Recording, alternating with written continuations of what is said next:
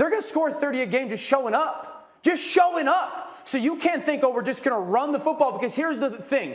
If you run the football, you slow the game down, you minimize your possessions, you better score every possession.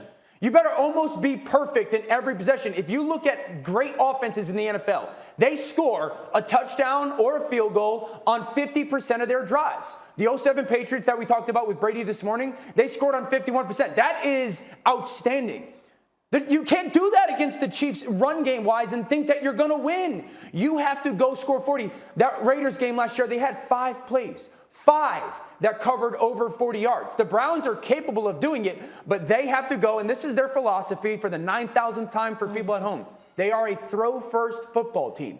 The Cleveland Browns want to pass the ball early, run the ball late. The only chance to beat the Kansas City Chiefs is to think that you have to go score 40-plus points. You are not going to do that, turning around and handing the ball off. In fairness, and let me just get Tim back in here, in fairness to Marcus, part of that conversation came up because our FPI projected 20-12 Cleveland to beat them 20-12, and that kind of skewed the conversation, the idea that you're going to hold Kansas City to 12 points in a game. But it is a worthwhile question, Tim Hasselbeck.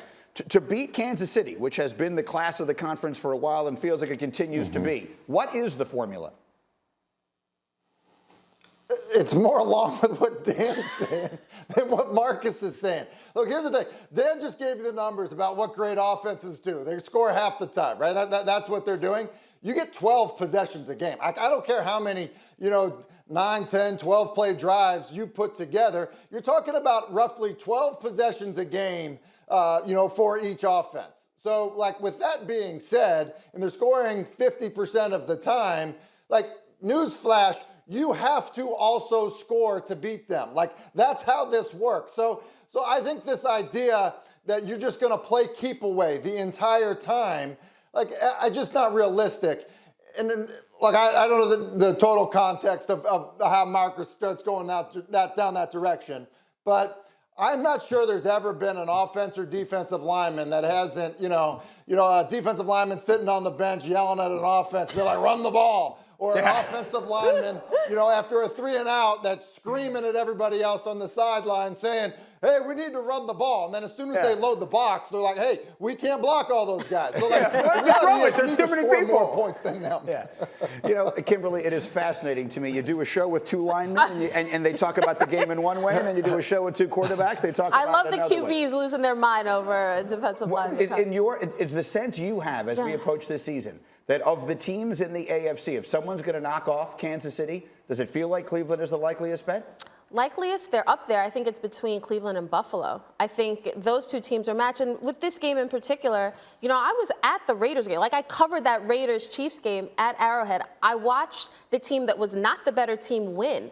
And it's because the Raiders were able to go toe-to-toe with Patrick Mahomes. And also keep in mind, the Chiefs did make some uncharacteristic mistakes, penalties. That's how that game got out of hand. But Derek Carr, he put up points. They scored touchdowns.